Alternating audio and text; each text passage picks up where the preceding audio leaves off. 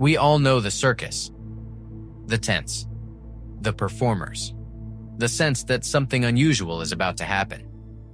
But the circus didn't begin as magic or mystery. It began as discipline. The earliest form of the circus dates back to ancient Rome, where the word circus didn't mean entertainment, it meant control. Roman circuses were massive public arenas designed to train horses, display military skill, and demonstrate power. No clowns, no tricks, no wonder. Just order, repetition, and spectacle meant to impress crowds and intimidate enemies. That image slowly faded after Rome collapsed, but the idea never disappeared. It simply waited. Fast forward to 18th century England, where a former cavalry officer named Philip Astley unknowingly created what we now call the modern circus. Astley wasn't trying to entertain families. He was showing off horse riding techniques. The circular ring wasn't artistic, it was practical. A perfect circle helped riders stay balanced while standing on moving horses. Everything else came later. Jugglers were added to fill time between acts. Strongmen came to keep crowds engaged. Clowns weren't funny at first, they were satirical, mocking authority and class. One of the biggest myths is that the circus was always chaotic. In reality, it was highly structured. Every act had a purpose. Every minute was calculated. Every performance followed a strict schedule.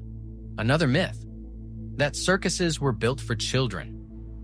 They weren't. Early circus audiences were adults, workers, soldiers, tradesmen, people looking for intensity, not innocence. The circus offered danger, skill, and risk in a world where daily life was repetitive and harsh. Animals, too, weren't added for cute entertainment. They were symbols of power. Exotic animals proved reach, wealth, and dominance over nature. At its core, the circus was never about escape. It was about display. And that foundation would later become both its greatest strength and its greatest weakness. By the late 19th century, the circus was everywhere. Railways expanded. Cities grew faster than ever. And for the first time, entertainment could travel. This period is often called the golden age of the circus. But golden doesn't always mean gentle. The truth is, circuses didn't grow because they were magical. They grew because they were efficient businesses. Large circus companies operated like moving factories. Every performance was timed. Every animal was logged. Every performer had a role that couldn't be missed. A common myth is that circus performers lived glamorous lives. In reality, most lived out of trunks, slept near equipment, and performed while injured. There were no sick days.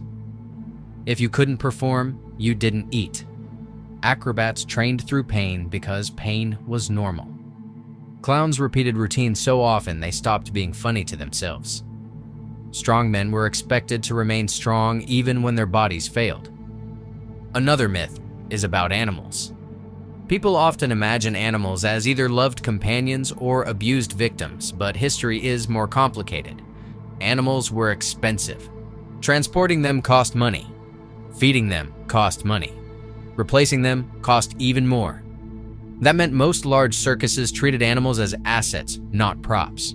Not out of kindness, but necessity. This doesn't mean cruelty didn't exist. It did. But it also wasn't constant torture, like modern stories suggest. The real issue wasn't evil intent, it was ignorance. Animal behavior wasn't well understood. Stress, confinement, and repetitive travel caused problems no one knew how to solve yet. Another rumor says circuses were lawless places. In fact, many were heavily regulated by their own rules. Alcohol bans for performers, strict rehearsal schedules, fines for missed cues. Chaos wasn't allowed because chaos lost money. Ironically, the circus was most dangerous when it appeared calm. No safety nets, no harnesses, no medical teams on standby. Audiences didn't come despite the danger. They came because of it. Risk was the product, and for decades it worked. But beneath the applause, something fragile was forming. The circus wasn't adapting, it was adding weight. More performers, more animals, bigger tents, longer routes. It looked unstoppable. But systems that grow without flexibility don't break loudly. They break slowly. By the early 20th century, the circus wasn't failing because people lost interest. It was failing because it became too heavy to move. A large traveling circus required hundreds of performers, laborers, animals, and support staff.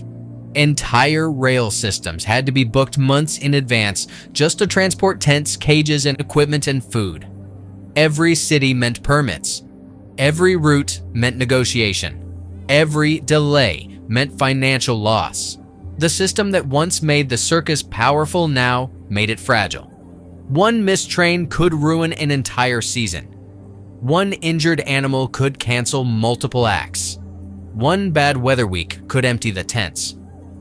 Another myth is that circuses were killed by movies or television. That came later. The real damage happened quietly, through rules that made sense but changed everything. Fire codes limited tent sizes after deadly accidents.